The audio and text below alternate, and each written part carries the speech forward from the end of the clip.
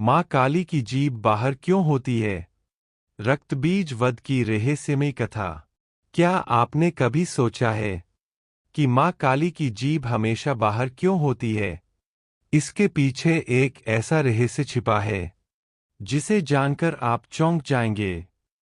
घना अंधकार चारों ओर फैला हुआ था। आकाश में बादल गरज रहे थे, मानो कोई भयंकर युद्ध होने वाला हो।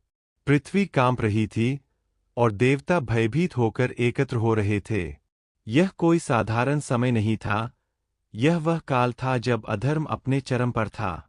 दैत्यराज रक्तबीज का आतंक चारों ओर फैल चुका था। उसका वरदान ऐसा था कि उसके शरीर से गिरने वाली हर एक रक्त की बूंद से एक नया दैत्य जन्म ले लेता था। देवताओं ने कई बार उसे हराने का प्रयास किया, लेकिन हर बार वह और अधिक शक्तिशाली होकर लौटता। इंद्र, अग्नि, वरुण और अन्य देवता मिलकर ब्रह्मा जी के पास पहुँचे।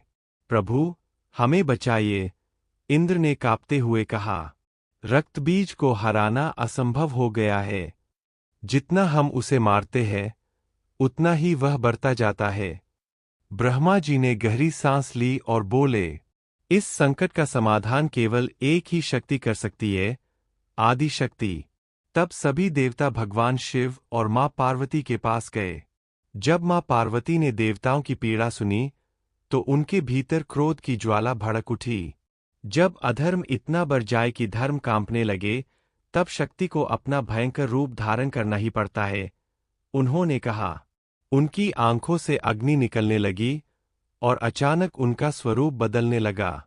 उनका रंग काला हो गया, बाल बिखर गए और उनकी आंखों में प्रलय की ज्वाला जलने लगी। वह थीं माँ काली। माँ काली युद्ध भूमि में उतरीं। उनके हाथों में खड्ग और त्रिशूल था। उनकी गर्जना से धरती हिल उठी। रक्तबीज ने हंसते हुए कहा, तुम मुझे नहीं हरा सकती, देवी। जितना तुम मुझे मारोगी, मैं उतना ही बढ़ता जाऊंगा।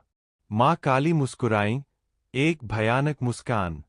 तुम्हारा अंत आज निश्चित है, उन्होंने कहा। युद्ध शुरू हुआ।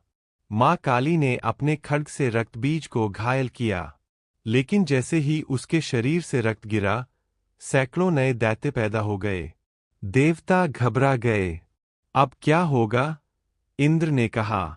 तभी माँ काली को एक उपाय सूझा। माँ काली ने अपनी जिह्वा बाहर निकाल ली, लंबी, रक्तिम और भयानक। अब जब भी वह रक्तबीज को घायल करतीं, तो उसकी रक्त की बूंदें जमीन पर गिरने से पहले ही वह अपनी जिह्वा से उसे चाट लेतीं। धीरे धीरे रक्तबीज की शक्ति कम होने लगी। वह चिल्लाया, यह क्या कर रही हो तुम? माँ काली ने कहा, तुम्हारा अहंकार तुम्हारी शक्ति था और अब वही तुम्हारी कमजोरी बन गया है। अंततः माँ काली ने उसका सारा रक्त पी लिया और उसे मार डाला। युद्ध समाप्त हो गया, लेकिन माँ काली का क्रोध शांत नहीं हुआ। माँ काली का रूप इतना भयानक हो गया कि वह नियंत्रण खो बैठीं। वह तांडव करने लगीं, हर कदम पर धरती कांपने लगी। देवता भयभीत हो गए। अगर माँ काली को रोका नहीं गया, तो पूरा संसार नष्ट हो जाएगा, ब्रह्मा जी ने कहा।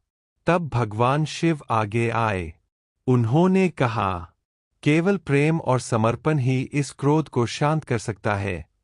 और वह माँ काली के सामने लेट गए।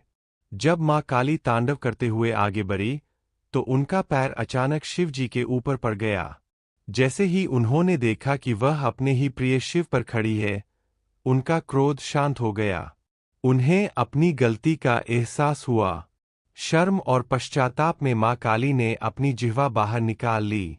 यह केवल रक्त पीने का साधन नहीं था, यह उनके भावों का प्रतीक बन गया। अहंकार का अंत, क्रोध का नियंत्रण, विनाश के बाद करुणा। माँ काली की बाहर निकली हुई जिह्वा कई गहरे अर्थों को दर्शाती है। अधर्म का नाश, रक्तबीज जैसे दैत्यों का अंत।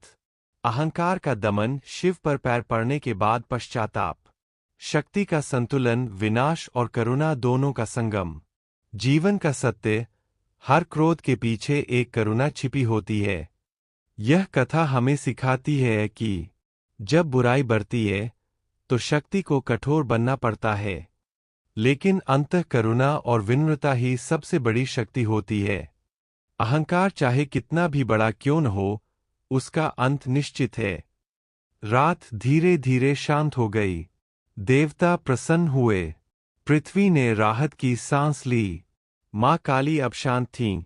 उनकी जिह्वा अभी भी बाहर थी, लेकिन अब वह केवल भय का प्रतीक नहीं थी।